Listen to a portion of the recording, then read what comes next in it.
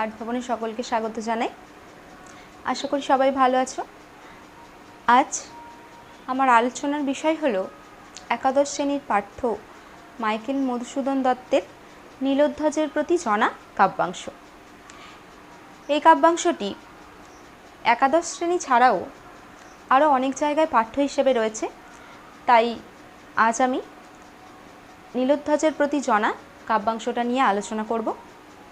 এই আলোচনায় আমি কাব্যাংশে বিষয়বস্তু নিয়ে এবং প্রতিটি লাইন ধরে পুঙ্খানুপুঙ্খভাবে আলোচনা করব। সবাইকে পুরো ভিডিওটা দেখার অনুরোধ রইল।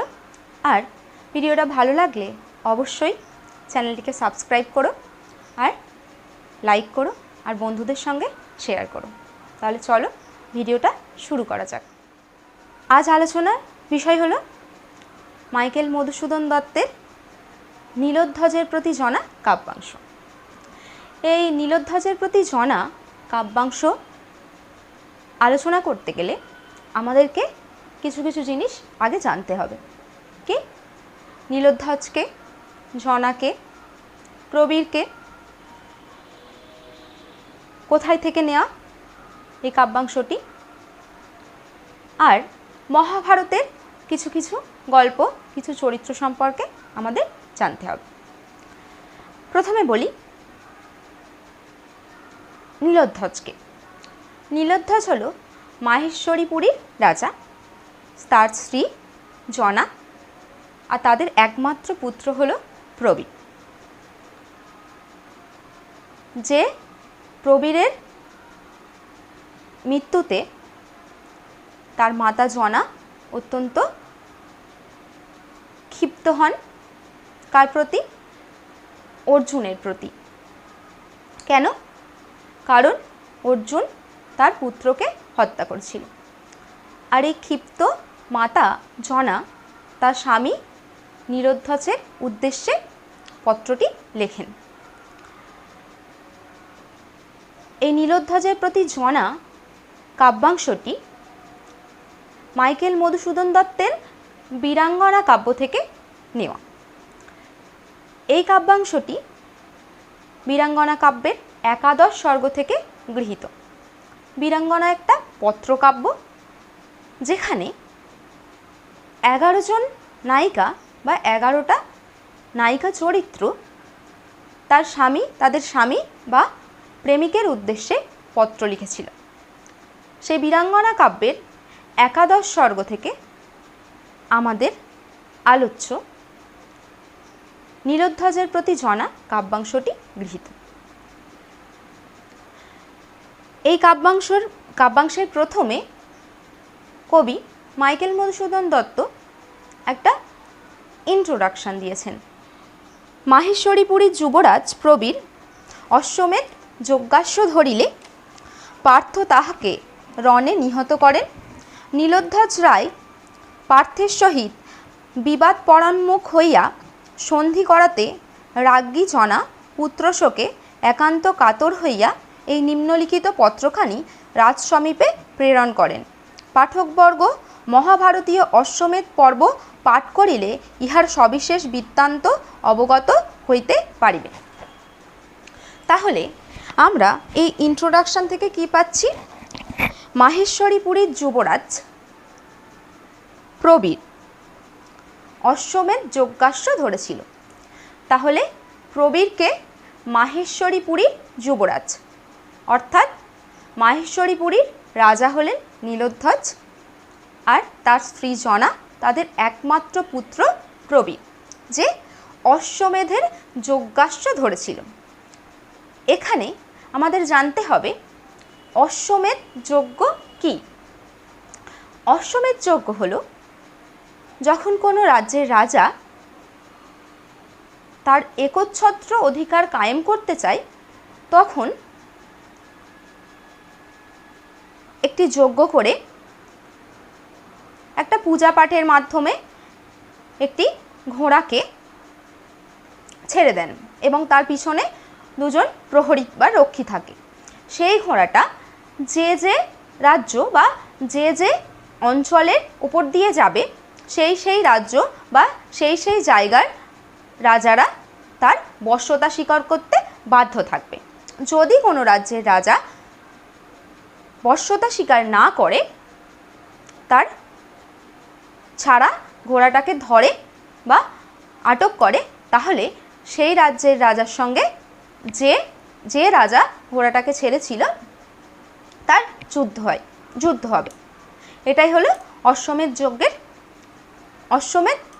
যজ্ঞের নিয়ম। এবং সেই ঘোড়াটা ফিরে এলে সেই ঘোড়াটাকে যজ্ঞে আহুতি দেওয়া হবে। এটাই হলো অশ্বমেধ যজ্ঞ। এমনই একটি অশ্বমেধ যজ্ঞ করেছিল যুধিষ্ঠির, পাণ্ডবদের রাজা বা পাণ্ডব পুত্র যুধিষ্ঠির অশ্বমেধ যজ্ঞাস্ত্র ছাড়লে মাহেশ্বরীপুরীর যুবরাজ প্রবীর সেই যজ্ঞাস্ত্রটা ধরে, মানে সেই ঘোড়াটাকে ধরে। তখন পাণ্ডবদের আর এক পাণ্ডব পুত্র অর্জুনের সঙ্গে প্রবীরের যুদ্ধ হয় এবং সেই যুদ্ধে প্রবীরকে অর্জুন নিহত করে। আর প্রবীরের এই মৃত্যুতে তার মাতা জনা অত্যন্তভাবে শোকগ্রস্ত হয়ে পড়ে।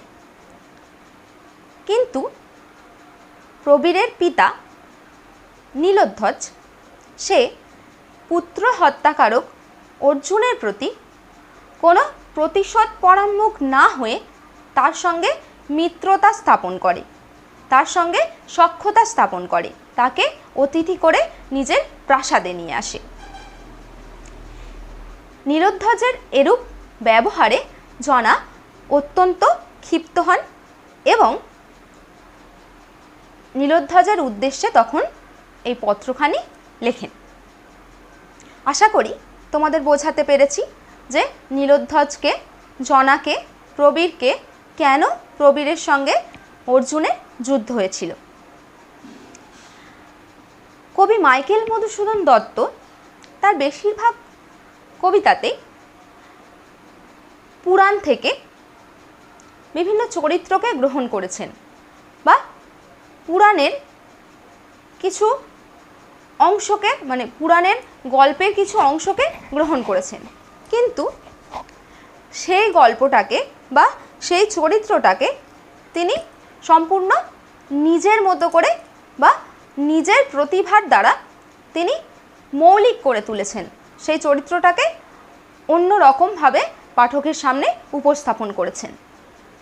তেমনি আমাদের আলোচ্য নীলধ্বজের প্রতি জনা কাব্যাংশে জনাও এমনই একটা চরিত্র, যে চরিত্র আদি মহাভারতে ছিল না। এই জনা চরিত্রটা কবির সম্পূর্ণ নিজস্ব সৃষ্টি। কবি আপন প্রতিভার দ্বারা এই জনা চরিত্রটা সৃষ্টি করেছেন, আর তিনি নিজের মতো করে সেই পুরাণের কাহিনীগুলোকে নতুন করে উপস্থাপন করেন। চলো তাহলে আজকের আমরা এই নীলধ্বজের প্রতি জনা কাব্যাংশের বিষয়বস্তু নিয়ে আরেকটু আলোচনা করি। যুধিষ্ঠির যজ্ঞাশ্ব অশ্বমেধ যজ্ঞ করে একটি অশ্বকে ছাড়ে। তখন কি হয়? তখন ছাড়লে মাহেশ্বরীপুরীর যুবরাজ প্রবীর যুধিষ্ঠিরের ছাড়া সেই ঘোড়াটাকে আটক করলে প্রবীরের সঙ্গে অর্জুনের যুদ্ধ হয় এবং অর্জুন প্রবীরকে যুদ্ধে নিহত করেন। জনার বক্তব্য যে প্রবীর একটা বালক, তার সঙ্গে অর্জুনের যুদ্ধ করা উচিত হয়নি। অর্জুনের এমন কর্মে বা এমন কাজে জনা অত্যন্তভাবে ক্ষিপ্ত হয় এবং সে তার পুত্রের মৃত্যুর প্রতিশোধ নিতে চায়। কিন্তু তার স্বামী নীলধ্বজ একেবারেই সেদিকে যায় না। নীলোধ্বজ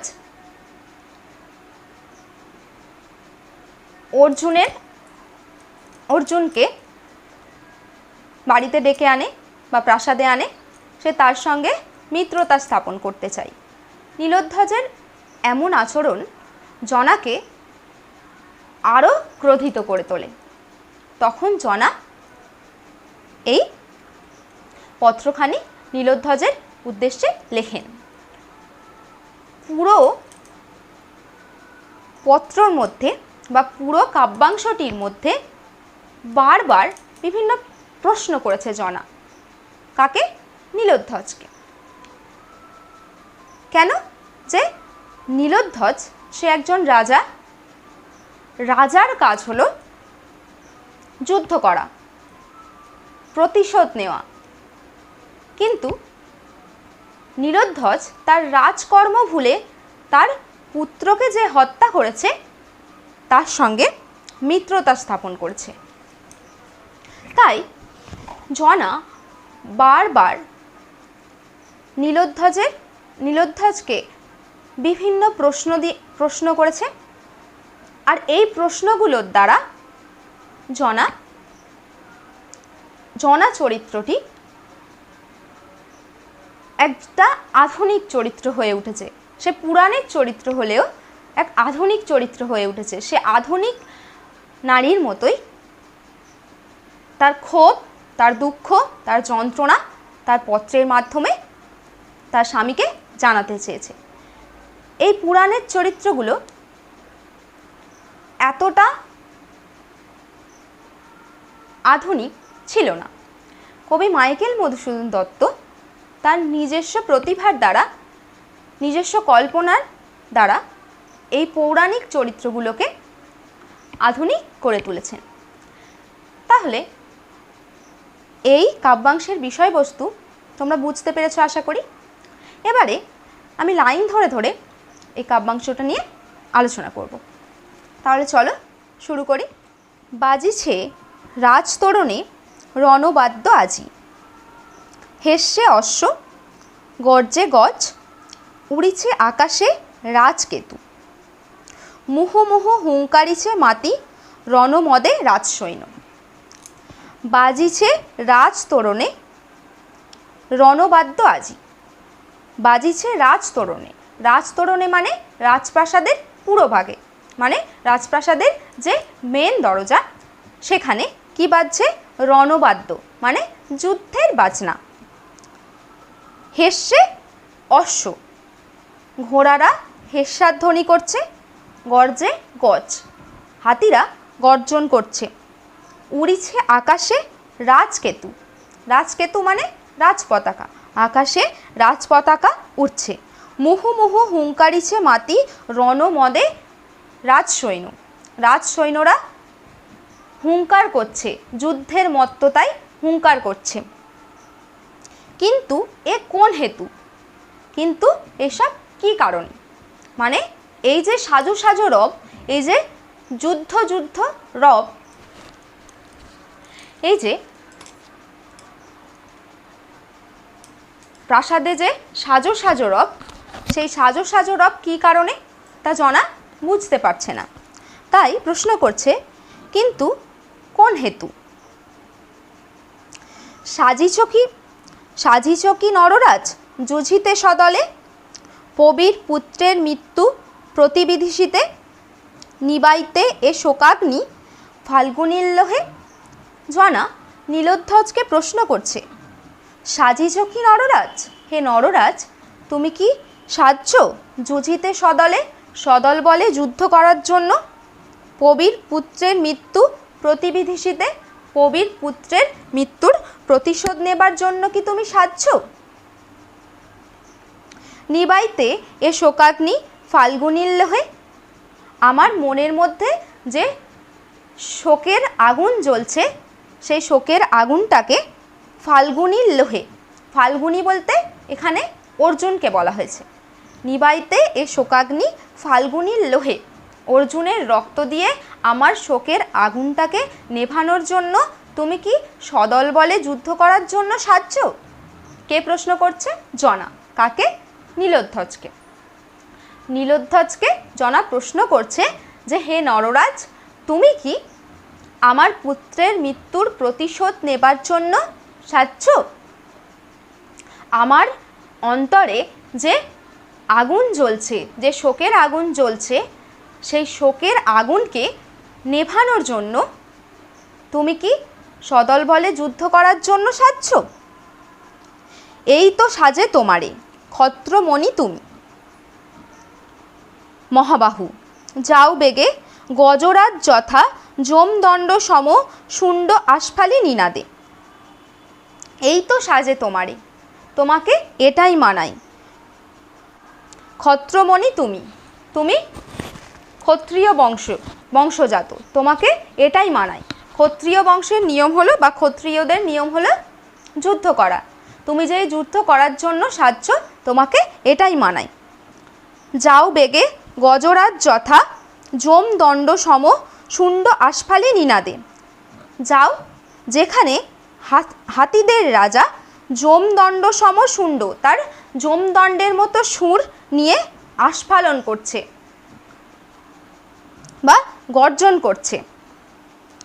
টুটো কিরীটির গর্ব আজি রণস্থলে। টুটো মানে ভাঙো বা নষ্ট করো, কিরীটির গর্ব, কিরীটি বলতেও এখানে অর্জুনকে বলা হয়েছে। এই পুরো কাব্যাংশের মধ্যে আমরা অর্জুনের অনেক নাম পাবো, যেমন আগে পেলাম ফাল্গুনী, এখন কিরীটি। টুটো কিরীটির গর্ব আজি রণস্থলে। আজ যুদ্ধে তুমি অর্জুনের গর্বকে নষ্ট করো। খণ্ড মুণ্ড তার আনো শূলদণ্ড শিরে। তার কাটা মুণ্ড শূলের দণ্ডে করে গেঁথে আনো। অন্যায় সমরে মুড়ো নাসিল বালকে। অন্যায় সমরে মুড়ো নাসিল বালকে। অন্যায় সমরে মূর্খ আমার বালককে নাশ করলো। কেন জনার কাছে এই যুদ্ধটা অন্যায় বা অর্জুনের যুদ্ধটা অন্যায় মনে হয়েছে? কারণ প্রবীর যেহেতু একজন বালক, তাই একজন বালকের সঙ্গে অর্জুনের যুদ্ধ করা উচিত হয়নি বলে জনা মনে করছে। তাই বলেছে যে অন্যায় সমরে মূঢ় নাসিল বালকে, যে অন্যায় সমরে মূর্খ বালককে নাশ করলো। বালককে মানে কাকে? প্রবীরকে নাশ করলো। নাশ মহেশ্বাস তারে। তুমি হে মহেশ্বাস বা হে মহাধনুর্ধর, তুমি তাকে নাশ করো। তাকে মানে কাকে? অর্জুনকে নাশ করো। ভুলিব এ জ্বালা, এ বিষম জ্বালা দেব ভুলিব সত্তরে। তবেই আমি আমার অন্তরের এই ভীষণ জ্বালাকে ভুলতে পারবো, বা আমার পুত্রের মৃত্যুর যে শোক, সেই শোকটাকে আমি ভুলতে পারবো। জন্মে মৃত্যু বিধাতার এ বিধি জগতে। জন্ম মৃত্যু সেটা বিধাতার লিখন। ক্ষত্রকুল রত্নপুত্র প্রবীর সুমতি। ক্ষত্রিয় কুলের রত্ন আমার পুত্র প্রবীর। সম্মুখ সমরে পড়ি গেছে স্বর্গধামে। সম্মুখ সমরে মানে সামনাসামনি যুদ্ধ করে সে মৃত্যুবরণ করেছে এবং সে স্বর্গধামে গেছে। কি কাজ বিলাপে? তাই তার জন্য বিলাপ করা চলে না। প্রভু পাল মহিপাল ক্ষত্রধর্ম ক্ষত্রকর্ম সাধভুজ বলে। তাই তুমিও ক্ষত্রিয় ধর্ম আর ক্ষত্রিয় কর্ম পালন করো বাহু বলে। হাই পাগলিনী জনা, তব সভা মাঝে নর্তকী আজি গায়ক গাহিছে উথলিছে বীণাধ্বনি। তব সিংহাসনে বসিছে পুত্রহারিপু মিত্রোত্তম এবে সেবিছ যতনে তুমি অতিথি রতনে।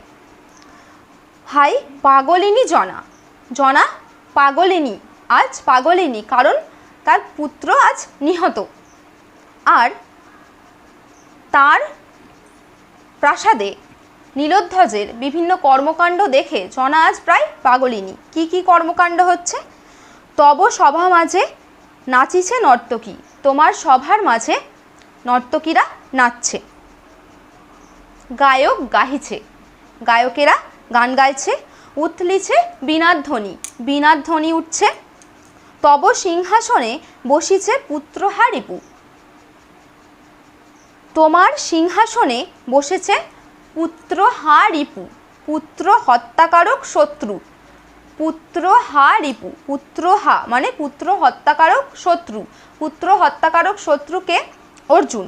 তোমার সিংহাসনে বসেছে পুত্র হত্যাকারক অর্জুন। মিত্রোত্তম এবে, যে এখন তোমার কাছে মিত্র। সেবিছ যতনে তুমি অতিথি রতনে, তাই তুমি যত্ন করে তোমার সেই অতিথিকে বা তোমার সেই মিত্রকে সেবা করছো। কি লজ্জা দুঃখের কথা হাই কবকারে, এই লজ্জা এই দুঃখের কথা আমি কাকে বলবো?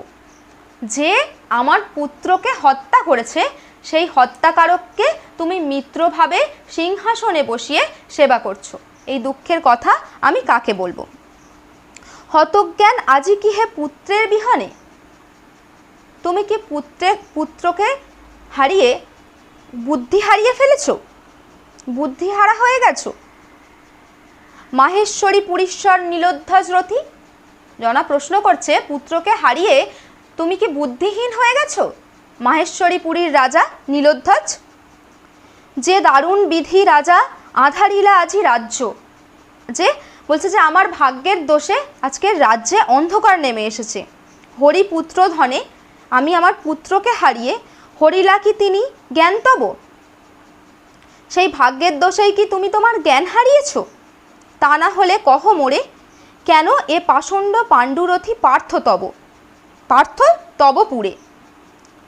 তা না হলে কহ মোরে কেন, তা যদি তুমি জ্ঞান না হারাও তাহলে কেন সেই পাণ্ডুরথী পার্থ, পার্থ মানে কে? অর্জুন।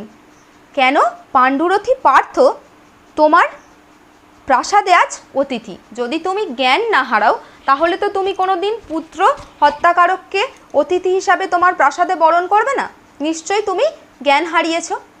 আমার ভাগ্যের দোষে আজ রাজ্যে অন্ধকার নেমে এসেছে, আমি আমার পুত্রকে হারিয়েছি, তাহলে কি আমার ভাগ্যের দোষে তুমিও জ্ঞান হারালে, তাই পুত্র হত্যাকারককে অতিথি হিসাবে সেবা করছো? কেমন তুমি হাই মিত্রভাবে পরশ শেখর, কেমন করে তুমি বন্ধু ভেবে তার হাত স্পর্শ করছো? যাহা প্রবীরের লোহিত, যা প্রবীরের রক্তে রাঙা হয়ে আছে। কার হাত? অর্জুনের হাত তুমি কেমনভাবে স্পর্শ করছো, যে হাত আমার পুত্রের রক্তে রাঙা হয়ে আছে। ক্ষত্রিয় ধর্ম এই কি নিমন, এইটাই কি ক্ষত্রিয় ধর্ম? নীলোধ্বজকে বলছে যে এটাই কি ক্ষত্রিয় ধর্ম হে রাজা? কোথা ধনু, কোথা তুনু, কোথা চর্ম অসি, মানে কোথায় ধনুক, কোথায় বাণ, কোথায় চামড়ার তরবারি? নাভেদি রিপুর বক্ষ তীক্ষ্ণতম স্বরে রণক্ষেত্রে মিষ্টালাপে তুষিছ কি তুমি কর্ণতার সভাতলে। তোমার এখন কি উচিত? জনা নীলোধ্বজকে বলছে তোমার উচিত যুদ্ধক্ষেত্রে গিয়ে তীক্ষ্ণ স্বর দ্বারা অর্জুনের বক্ষকে চিরে ফেলা। তা না করে তুমি কি করছো? মিষ্টালাপে, তুমি মিত্রতা দ্বারা, মিষ্টি কথার দ্বারা অর্জুনের সঙ্গে সভার মধ্যে আলাপ জমাচ্ছ। কি কহিবে কহ, যবে দেশ দেশান্তরে জনরব লবে। এ কাহিনী, যখন দেশ দেশান্তরে এই কাহিনী ছড়িয়ে পড়বে তখন কি বলবে সবাই? কি কহিবে ক্ষত্রপতি, যত রাজরাজারা আছে তারা কি বলবে? নরনারায়ণ জ্ঞানে শুনিনু পূজিছ পার্থে রাজা ভক্তিভাবে, এ কি ভ্রান্তি তব? নরনারায়ণ জ্ঞানে মানে অতিথি জ্ঞানে, মানুষরূপী নারায়ণ জ্ঞানে তুমি পার্থকে পূজা করছো, অর্জুনকে তুমি নরনারায়ণ জ্ঞানে সেবা করছো, এ কি ভ্রান্তি তব? এটা কি তোমার ভুল নয়? হাই ভোজবালা কুন্তি, ভোজরাজ্যের কন্যা বা ভোজরাজ্যের কন্যা কুন্তি, কে না জানে তারে, কে না তাকে জানে? শৈরিণী, ভোজরাজ্যের কন্যা কুন্তী জনা তাকে কি বলছে? শৈরিনী। এখানে একটু মহাভারতের কথা বলতে হবে। কুন্তীকে, কুন্তী হলো অর্জুনের মা বা পাণ্ডবদের মা। জনা এখানে কুন্তীকে কি বলছেন? শৈরিনী, মানে স্বেচ্ছাচারিণী বা চরিত্রহীনা। কেন জনা কুন্তীকে চরিত্রহীনা বলছে? কারণ কুন্তী 5 পুত্রের জননী, যুধিষ্ঠির, ভীম, অর্জুন, নকুল, সহদেব। কিন্তু এই কুন্তীর কোনো পুত্রই তার স্বামী পাণ্ডবের বা পাণ্ডুর ঔরসে জন্ম হয়নি। তার কোনো পুত্রেরই জন্ম তার স্বামী পাণ্ডুর ঔরসে হয়নি। তার 5 পুত্র, 5টি আলাদা আলাদা দেবতার বরদান। তাই জনা কুন্তীকে বলেছেন কি? চরিত্রহীনা বা স্বেচ্ছাচারিণী। ভোজবালা কুন্তী কে না জানে তারে শৈরিনী, তনয় তার জারজ অর্জুনে, কি গুণে তুমি পুজো রাজরথী নরনারায়ণ জ্ঞানে? তারই তো পুত্র অর্জুন, তাহলে তাকে কি করে তুমি নরনারায়ণ জ্ঞানে পুজো করছো? রে দারুণ বিধি, এ কি লীলা খেলা তোর? হায় রে দারুণ বিধি, তোর কি লীলা খেলা? আমি বুঝতে পারছি না। জনা বারবার তার ভাগ্যকে দোষারোপ করছে। অর্থাৎ সে নিজেকে খুব অসহায় মনে করছে। রে দারুণ বিধি, এ কি লীলা খেলা তোর? বুঝিব কেমনে? একমাত্র পুত্র দিয়া নীলি পুনঃ তারে অকালে। একমাত্র পুত্র দিয়ে আবার তাকে অসময়ে নিয়ে নিলি। আছিল মান, তাও কি নাছিলি? যে সম্মানটুকু ছিল তাও কি নাশ করলি? কাকে বলছে? নিজের ভাগ্যকে। যে আমার একমাত্র পুত্র দিয়ে তাকে আবার নিয়ে নিলি, আবার যেটুকু সম্মান ছিল তাও কি নাশিলি? নরনারায়ণ পার্থ, নরনারায়ণ পার্থ না হলে কি আজ আমার রাজ অন্তঃপুরে পার্থ অতিথি হিসেবে আসে? কুলোটা যে নারী বেশ্যা, কুলোটা যে নারী বেশ্যা, গর্ভে তার কি হে জন্মিলা আসি ঋষিকেশ। কুলোটা যে নারী, কাকে বলছেন কুলোটা? কুন্তীকে, অর্থাৎ অর্জুনের মাকে। কুলোটা যে নারী বেশ্যা, গর্ভে তার কি হে জন্মিলা আসি ঋষিকেশ, তার গর্ভে কি দেবতা জন্মগ্রহণ করেছে? অর্থাৎ যে কুন্তী চরিত্রহীন, তার গর্ভে সন্তান অর্জুন, সে কি দেবতা? কোন শাস্ত্রে, কোন বেদে লেখে, কি পুরাণে এ কাহিনী? কোন শাস্ত্র, কোন বেদে এ কাহিনী লেখা আছে? দৈপায়ন ঋষি পাণ্ডব কীর্তন গান গায়েন সতত। দৈপায়ন ঋষি মানে কার কথা বলেছেন?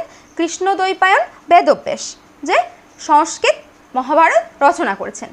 যে কৃষ্ণ দ্বৈপায়ন বেদব্যাস সেই সবসময় পাণ্ডবদের কীর্তন গান করেন। সে কে? সত্যবতী সুত ব্যাস বিখ্যাত জগতে। সত্যবতী সুত হিসেবে বা সত্যবতীর পুত্র হিসেবে কৃষ্ণ দ্বৈপায়ন বেদব্যাস সে জগতে বিখ্যাত। ধীবর জননী প্রীতা ব্রাহ্মণ, তার জননী ধীবর আর প্রীতা ব্রাহ্মণ। অর্থাৎ সত্যবতী একসময় কি ছিল? ধীবর মানে যারা মাছ ধরত। সত্যবতী রাজা শান্তনুর দ্বিতীয় পত্নী।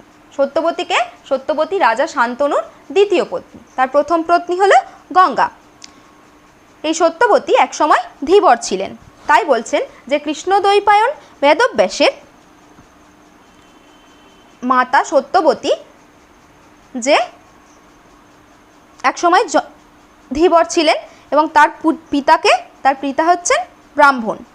করিলা কামকেলি লয়ে কোলে ভাতৃবধূদয়ে ধর্মমতী। কি দেখিয়া বুঝাও দাসীরে গ্রাহ্য করো তার কথা, কুলাচার্য তিনি কুকুলের। বলছে এখানে একটু মহাভারতের কথা বলতে হবে। যে সত্যবতী শান্তনুর সত্যবতী আর শান্তনুর পুত্র বিচিত্রবীর্য। সত্যবতী আর শান্তনুর পুত্রকে বিচিত্রবীর্য, তার সঙ্গে দুজনের বিবাহ হয়, অম্বিকা আর অম্বালিকা।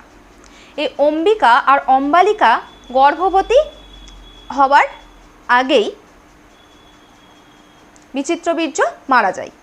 তখন সত্যবতী কৃষ্ণদ্বৈপায়ন বেদব্যাসকে ডেকে আনেন তার পুত্রবধূদেরকে গর্ভবতী করার জন্য। কৃষ্ণদ্বৈপায়ন বেদব্যাস সত্যবতীর মানে বিয়ের আগের সন্তান। তাই এখানে বলেছেন যে কামকেলি লয়ে কোলে ভাতৃবধূদয়ে ধর্মমতী। তাই এখানে বলেছেন যে কে বলেছে, কে কোন শাস্ত্রে এই পাণ্ডবদের জয়ধ্বনি করে? কৃষ্ণদ্বৈপায়ন বেদব্যাসী তার লেখাতে এই পাণ্ডব কীর্তন গান গায়েন সতত, অর্থাৎ পাণ্ডবদের জয়গান করেন।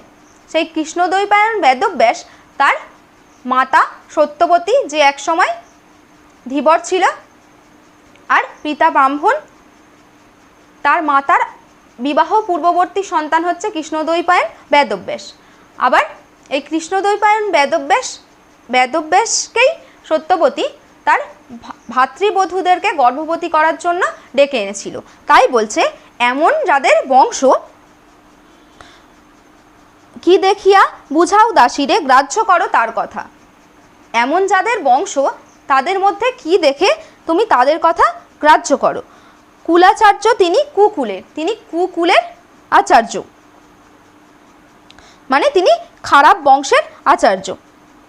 তবে যদি অবতীর্ণ ভবে পার্থরূপে পীতাম্বর,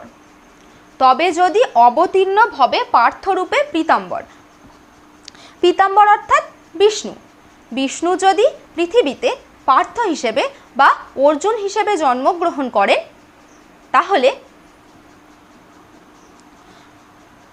কোথা পদ্মালয়া ইন্দিরা, তাহলে কোথায় পদ্মালয়া লক্ষ্মী, অর্থাৎ লক্ষ্মী কোথায়? বিষ্ণু যদি পার্থ হিসেবে মর্তে জন্মগ্রহণ করেন, তাহলে লক্ষ্মী কোথায়? দ্রৌপদী বুঝি, তাহলে দ্রৌপদী কি লক্ষ্মী কি দ্রৌপদী হয়ে জন্মগ্রহণ করেছেন? আমরি কি সতী শাশুড়ির যোগ্য বধূ। বলছে আহা, দ্রৌপদী কি সতী, সে তো শাশুড়ির যোগ্য বধূ। কেন তিনি দ্রৌপদীকে শাশুড়ির যোগ্য বধূ বললেন? কারণ দ্রৌপদী 5 পাণ্ডবের স্ত্রী, মানে তার 5টা স্বামী। তাই জনা দ্রৌপদীকেও অপমান করছেন। তাই জনার কাছে যেন দ্রৌপদীও চরিত্রহীনা। তাই বলছেন যদি পৃথিবীতে বিষ্ণু অর্জুন হয়ে জন্মগ্রহণ করে, তাহলে লক্ষ্মী কি তাহলে দ্রৌপদী? সে কি সতী? সে তো শাশুড়ির যোগ্য বধূ, অর্থাৎ কুন্তির যোগ্য বধূ, কারণ সে আগেই কুন্তিকে চরিত্রহীন বলেছে। পৌরব সরসে নলিনী অলির সখী রবির অধিনী সমীরণ প্রিয়া ধিক হাসি আসে মুখে ভাবি যদি পাঞ্চালীর কথা। বলছে যদি পাঞ্চালী অর্থাৎ দ্রৌপদীর কথা বলেছেন, কারণ সে পাঞ্চাল রাজের কন্যা হয়, তাই তাকে পাঞ্চালী বলেছেন, তাই তাকে পাঞ্চালী বলা হয়। বলছেন ভাবি যদি পাঞ্চালীর কথা লোকমাতা রমা কি হে এ ভ্রষ্টা রমণী। পাঞ্চালীর কথা অর্থাৎ দ্রৌপদীর কথা যদি ভাবি, তাহলে হাসি পায়। লোকমাতা রমা কি হে এ ভ্রষ্টা রমণী, এই ভ্রষ্টা রমণী, এই চরিত্রহীন মহিলাই কি তাহলে দেবী লক্ষ্মী? জানি আমি কহে লোকে রথিকুল প্রতি পার্থ। জানি আমি, লোকে বলে যে রথীদের মধ্যে শ্রেষ্ঠ হচ্ছে অর্জুন। মিথ্যা কথা নাথ, বিবেচনা করো। সূক্ষ্ম বিবেচক তুমি বিখ্যাত জগতে, তুমি জগতে সূক্ষ্ম বিবেচক হিসেবে বিখ্যাত, তাই তুমি বিবেচনা করো। ছদ্মবেশে লক্ষ্যরাজে চলিল দুর্মতি স্বয়ম্বরে। এখানে দ্রৌপদীর স্বয়ম্বরের কথা বলা হয়েছে।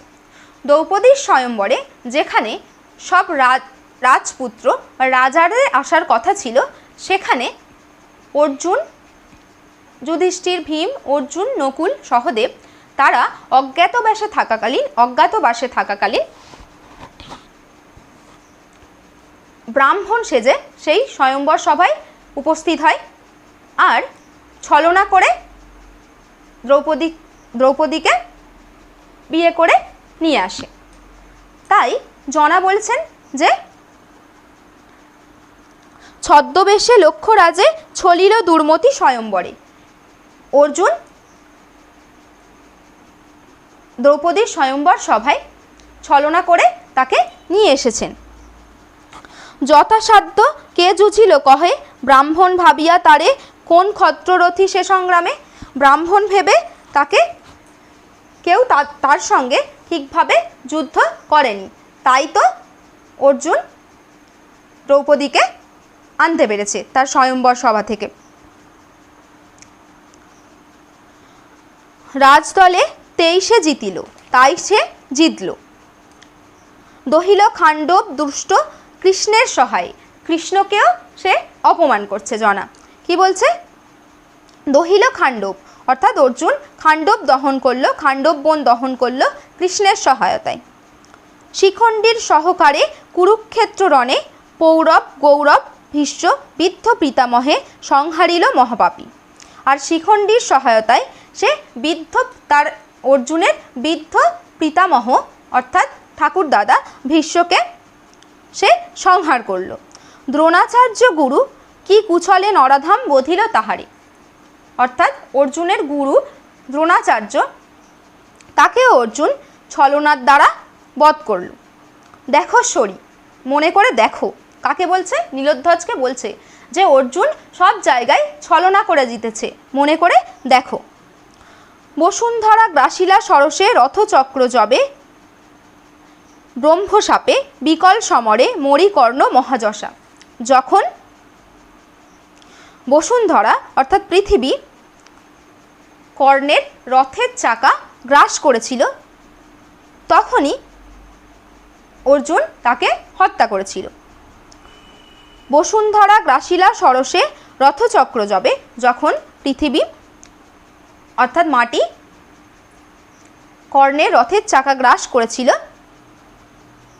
যবে ব্রহ্মসাপে বিকল সমরে মরিকর্ণ যশা, তখনই অর্জুন তাকে মেরে ফেলেছিল। নাসিল বর্বরতারে, অর্জুন তাকে বধ করেছিল। কহ মোরে শুনি মহারথী পথা কি হে এই মহারথী। যে এটা কি যুদ্ধের নিয়ম? যখন একজন যোদ্ধা অস্ত্রহীন হয়ে পড়ে তখন তার সঙ্গে যুদ্ধ করা নিয়ম নয়, কিন্তু যখন কর্ণ অস্ত্রহীন হয়ে পড়েছিল অর্থাৎ তার রথের চাকা যখন মাটি গ্রাস করেছিল, রথের চাকা যখন মাটিতে আটকে গেছিল, তখন অর্জুন কর্ণকে বধ করেছিল। এটা কি যুদ্ধের নিয়ম? যুদ্ধের নিয়ম হচ্ছে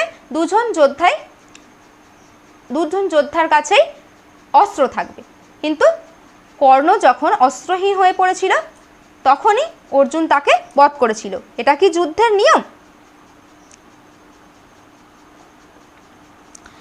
আনাই মাঝারে আনি মৃগেন্দ্র কৌশলে বধে ভীরুচিত ব্যাত। সে মৃগেন্দ্র যবে নাশে রিপু আক্রমে সে নিজ পরাক্রমে।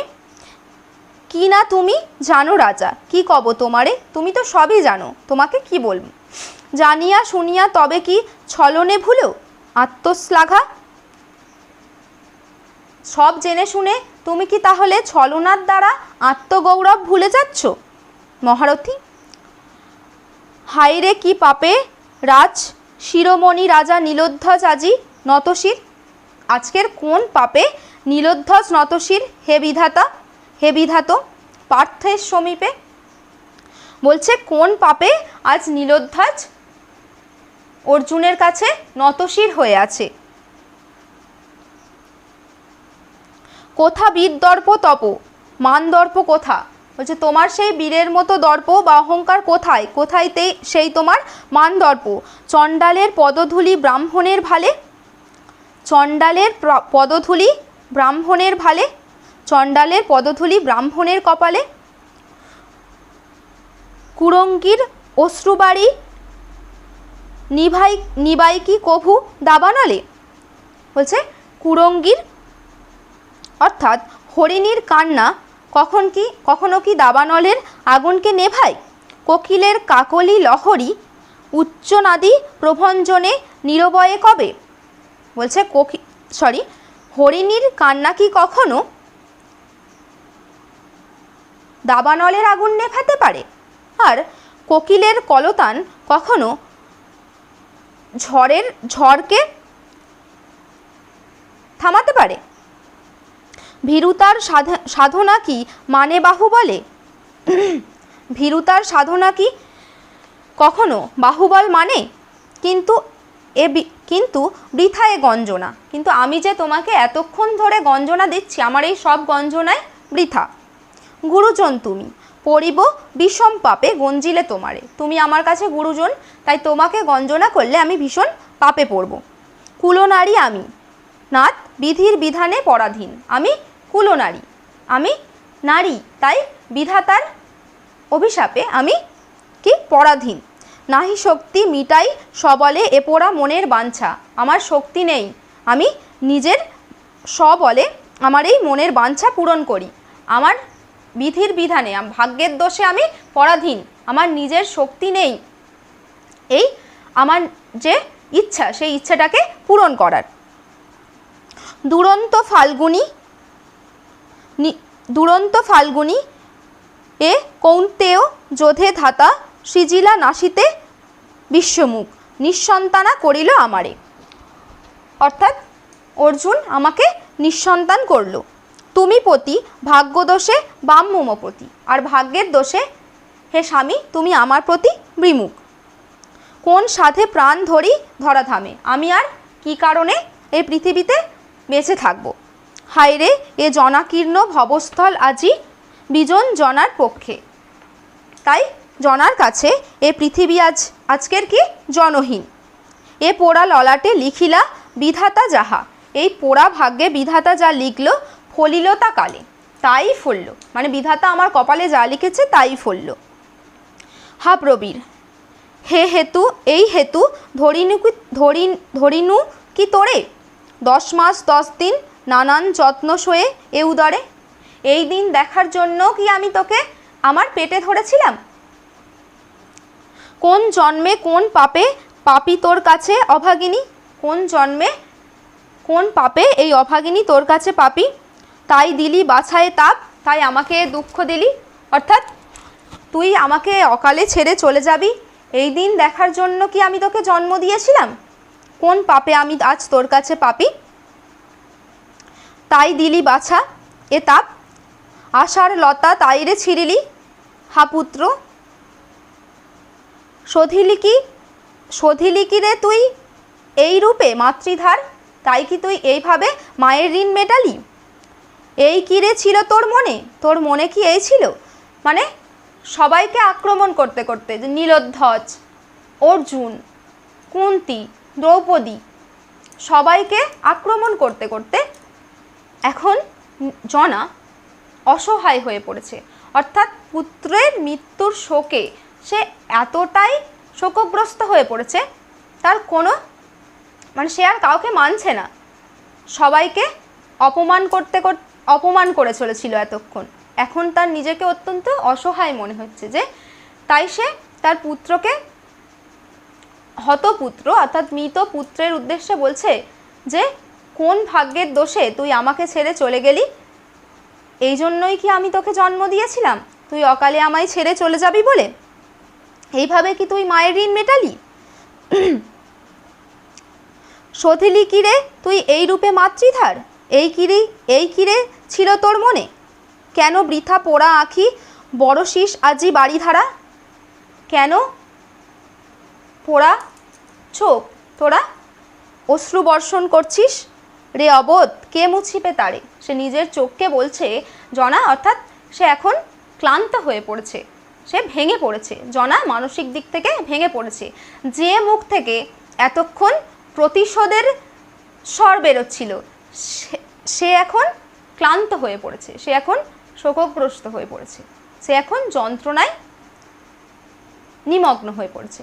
তাই নিজেকে বলছে, নিজের চোখে বলছে, কেন তোরা অশ্রু বর্ষণ করছিস, সেটাকে মোছানোর কেউ নেই, কে মুছিবে তারে? কেন বা জ্বলিস মন, এই হে মন কেন জ্বলছিস? কে জুড়াবে আজি বাক্য সুধারসে তারে? কে সুবাক্যের দ্বারা তাকে আজকে জুড়াবে? পাণ্ডবের স্বরে খণ্ড শিরোমণি তোর, বিবরে লুকায়ে কাঁদি খেদে মর, ওরে মণিহারা ফণি যাও চলি মহাবল যাও কুরুপুরে, নবমিত্র পার্থ সহ মহাযাত্রা করি চলিল অভাগী জননী জনা পুত্রের উদ্দেশ্যে। নিজের চোখে সে বলছে, কেন তোরা অশ্রুধারা বর্ষণ করছিস, সেটা মোছানোর কেউ নেই। মনকে বলছে, কেন জ্বলছিস? সুবাক্যের দ্বারা এ মনের জ্বালাকে মেটাবে তার জন্য কেউ নেই। পাণ্ডবের স্বরে খণ্ড শিরোমণি তোর, পাণ্ডবের স্বরে অর্থাৎ অর্জুনের স্বরে সে স্বর, সেই শির খণ্ড হয়ে গেছে। বিবরে লুকায়ে কাঁদি খেদে, তাই আমি আজ গর্তের মধ্যে যেন লুকিয়ে কাঁদছি, আজ আমি যেন মণিহারা ফণি। যাও, আর তারপরে নীরধ্বজকে বলছে, যাও চলি মহাবল যাও কুরুপুরে, নবমিত্র পার্থ সহ মহাযাত্রা করি চলিল অভাগী জনা পুত্রের উদ্দেশ্যে। যাও, তুমি তোমার নতুন মিত্র অর্জুনের সঙ্গে চলে যাও, আর অভাগী জনা যাচ্ছে পুত্রের উদ্দেশ্যে। ক্ষত্রকুল বালা আমি ক্ষত্রকুল বধূ, কেমনে এ অপমান সব ধৈর্য ধরি।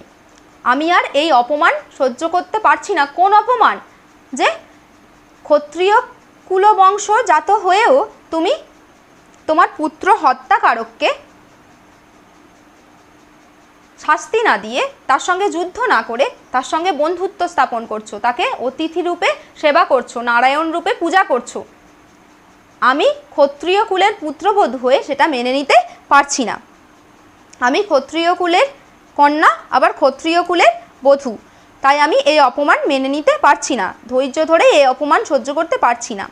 ছাড়িব এ পোড়া প্রাণ জাহ্নবীর জলে, তাই আমি আমার এই পোড়া প্রাণ জাহ্নবীর জলে ত্যাগ করব।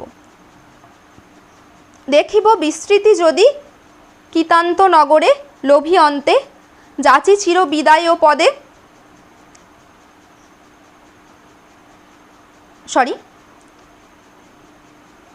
ছাড়িব এ পোড়া প্রাণ জাহ্নবীর জলে, দেখিব বিস্তৃতি যদি কিতান্ত নগরে লোভী অন্তে, যাচি চির বিদায় ও পদে, ফিরি যবে রাজপুরে প্রবেশিবে আসি নরেশ্বর, কোথা জনা বলি ডাকো যদি, উত্তরিবে প্রতিধ্বনি কোথা জনা বলি। তাই সে যাবার আগে নীলধ্বজের কাছে বিদায় চাইছে, বলছে, তাই আপনার কাছে আমি, আপনারও চরণে আমি চির বিদায় চাইছি। আপনার কাছ থেকে আপনার মন থেকে যাতে আমার স্মৃতি চিরতরে মুছে যায় তাই কামনা করছি। আপনি যখন ফিরে আসবেন প্রাসাদে, আর এসে যখন কোথায় জনা বলে ডাক দেবেন, তখন আপনার ডাক প্রতিধ্বনি হবে, তখন উত্তর আসবে কোথায় জনা।